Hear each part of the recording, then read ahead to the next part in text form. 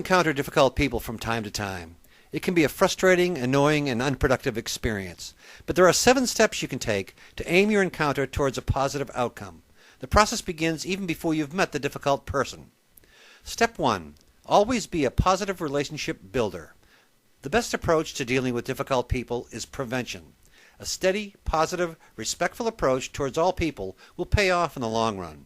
You'll see more cooperation, encounter fewer difficult people, and have an easier time of it with those you do encounter. Step 2. Take responsibility for a positive outcome when you do encounter a difficult person. Resist the temptation to engage in the emotions of the issue.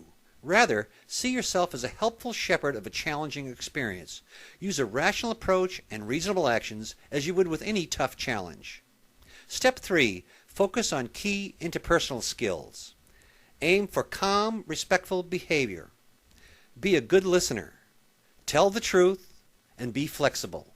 These behaviors put you in a position to take the lead in the experience. Step 4. Use positive communication techniques. Here are a few do's and don'ts. First, be specific in your communication. Don't use labels. Focus on facts, not on the person. Describe the situation, don't evaluate. Make suggestions, not demands. Show respect, never sound superior. More often than not, the example that you set of this behavior will have a positive impact on the difficult person. Step 5. Determine where the difficulty is coming from.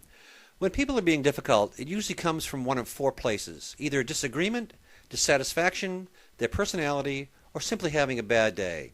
Here's how to best manage each. Disagreement.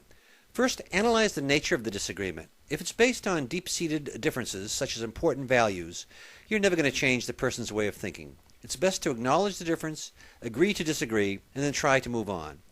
If the disagreement is based on issues less strongly felt, work towards finding common ground. Identify the things you can agree on and build from there. Dissatisfaction. Sometimes people are unhappy with an outcome. The best first step is to listen empathetically. Get the facts. Try to build understanding through calm discussion.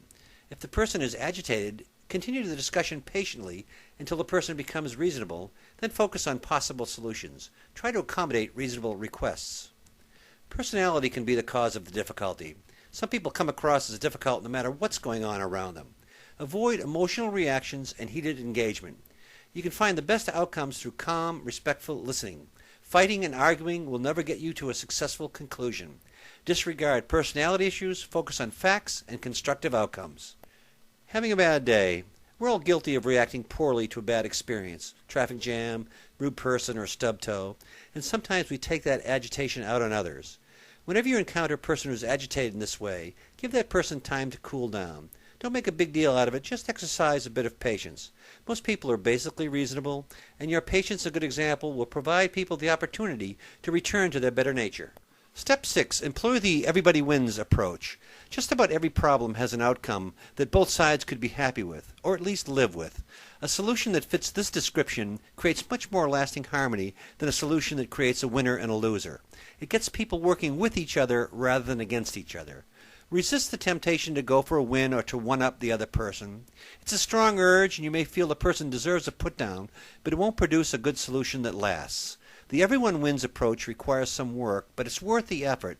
Thorough discussion should reveal both sides' needs and wants. Then together you can develop a solution that works for both sides. A great way to do this is to ask 2 key questions. What are we really trying to accomplish? And what's the best thing to do next? These questions help frame the discussion and aim people towards a mutually acceptable outcome. Finally, step 7. Remember, you can't win them all. If the difficult encounter is a one-time occurrence, use the techniques we've discussed to get through the experience as best as possible, then forget about it. You're probably never going to encounter this person or this situation again, so just let it go. If it's with someone you will see again, work on relationship building. Get to know the person better, be a good listener and a good observer. Find and acknowledge common interests and points of agreement. Be thoughtful and respectful. Stronger relationships can withstand difficulty much better than weak ones. Your investment in a better relationship will create a better future for the both of you. Use these 7 steps each time you encounter a difficult person. Make every effort to be a sensible, helpful influence. You can't make everyone happy, but you can generate more successful outcomes with a positive, constructive approach. Thanks for listening. I'm Steve Kinnal.